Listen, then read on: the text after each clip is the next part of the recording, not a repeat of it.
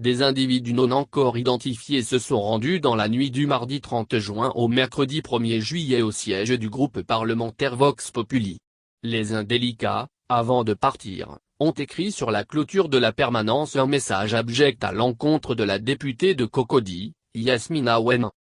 Après 24 heures de silence, la parlementaire a réagi en ces termes: la matinée d'hier, mercredi 1er juillet 2020, nous aura offert une autre occasion de constater que des profils de piètre éducation pouvaient, à travers des actes ignobles, menacer la quiétude de notre paisible et belle cité de Cocody, a-t-elle fait remarquer.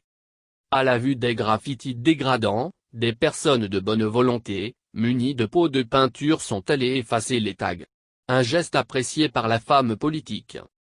Bien au-delà de ces actes de vandalisme perpétrés à la permanence, maison du peuple de Cocody et du pays tout entier, c'est la vive réprobation de ce forfait hideux ainsi que la spontanéité dans votre soutien indéfectible dans cette triste épreuve, que je voudrais que nous retenions tous. Cela atteste de ce que la grande majorité d'entre nous a encore et heureusement des repères moraux, a signalé la fille de l'ancien chef de protocole du président Houphouët-Boigny.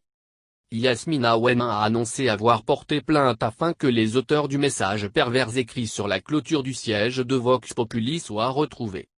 Certes, une plainte a été enregistrée par les services de police qui font déjà le nécessaire et en qui je place toute ma confiance, mais je demeure surtout réconforté par le constat que notre société ivoirienne conserve des ressorts qui nous permettront toujours de rebondir après ce genre d'assaut et qui participeront en tout temps à la construction d'une nation unie dans sa diversité et riche de sa tolérance, a-t-elle révélé.